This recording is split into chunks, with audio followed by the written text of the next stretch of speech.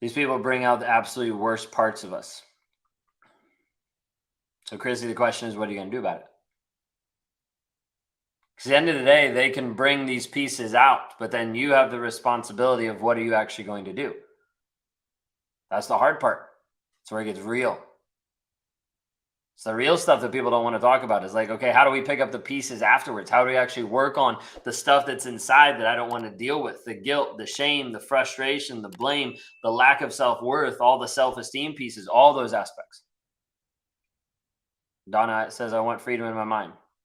100%. Go to claritychallenge.net to start. Because we've seen this disconnect when people are out of the relationship, when people are even gone, that they still have the rumination. They still have the pieces sucking them back in, either mentally or emotionally, or maybe they're pain shopping, looking on social media, still wondering if they're not good enough, still wondering about the new supply. All these different pieces go in, and it produces this like addiction piece.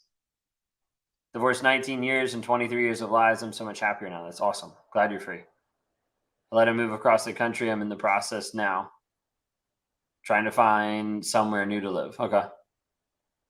This whole piece is your journey to be able to get you free, step by step. But it only works if we work through it on the mind side.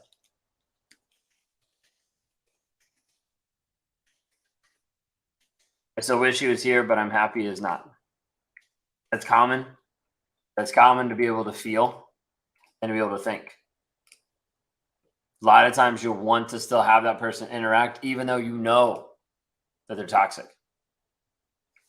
Mary says, I still struggle with the rumination. So frustrating. Mary, check out the Clarity Challenge.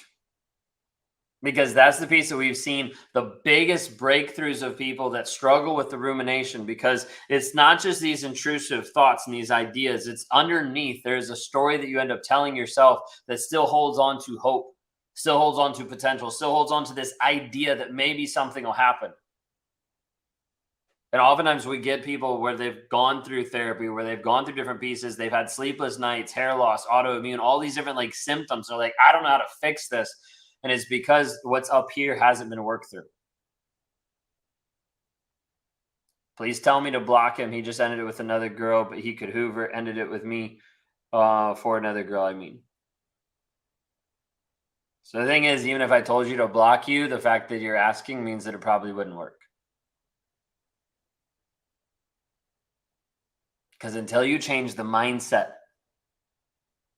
you'll still go back. This is why I don't like teach and push on people, block, ghost, go no contact inside of our communities. I'm like, hey, this is the path. This is the direction. This will help you heal. This will give you the capacity to heal, but it's not a requirement to be a part of the communities. Because if I do that, then you only do it out of conformity, and it only becomes something that's self-imposed, not something that you're actually growing, developing your mindset to be able to shift away from focus on that person to focus on you. To focus on how obsessive it feels stuck in that toxic relationship, to focus on your growth, your development. Can you start clarity while still in the relationship? Stephanie, 100%. There's multiple people that are in it, that are in the relationship.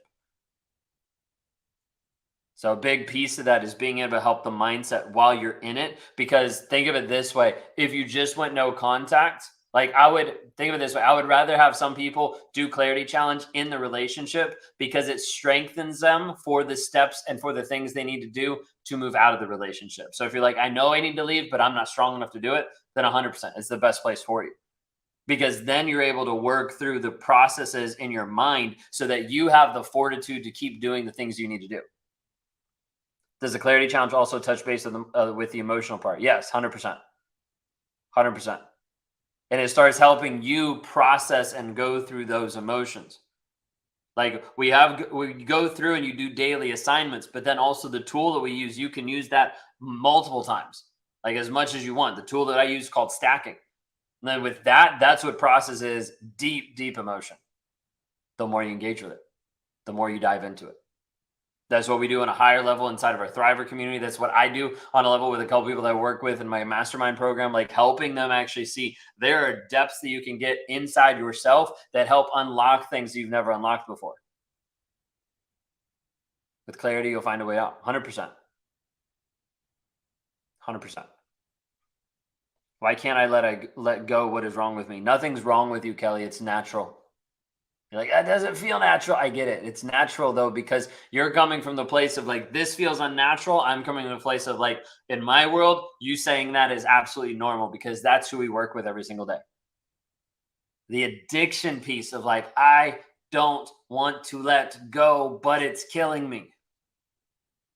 Nothing's wrong with you. You're in a trauma bond. You're in that feeling of hope and potential, of cognitive dissonance, of intermittent reinforcement, of all the things that kind of pull together that feel like you're pulling back to that person. Why do I keep attracting narcissists? The last 3 exes were narcissistic. Tell you this, it's unpopular opinion, but it's consistent from what I've seen in working with over 2,000 people in one-on-ones.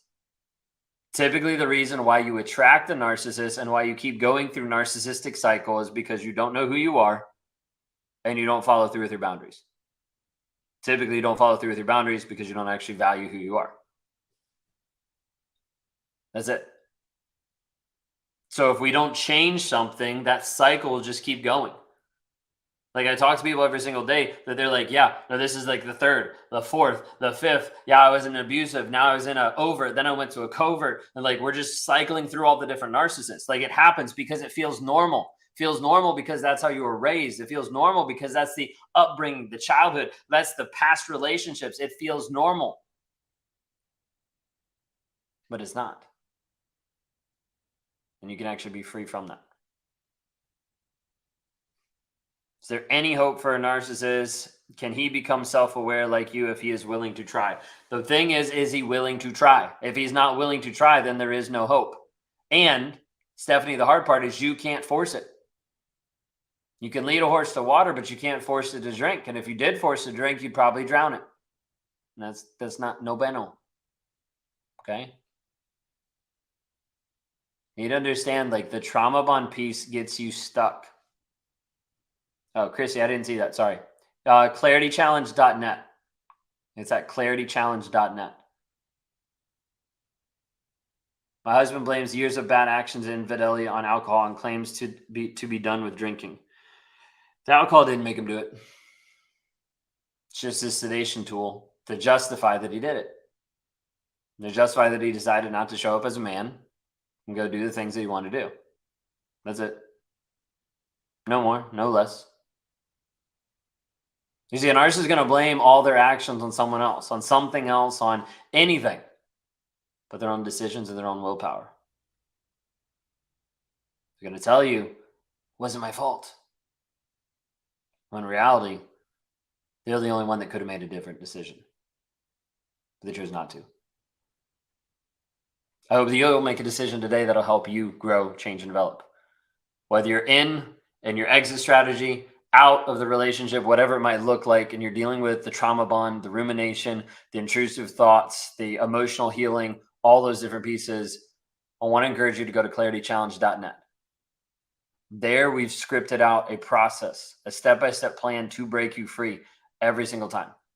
The people that have engaged with it, that have gone through it, have seen some huge healing, especially the tool that we've coupled with it.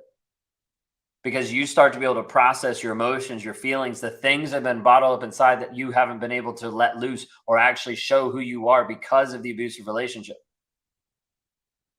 That's the piece that helps you grow.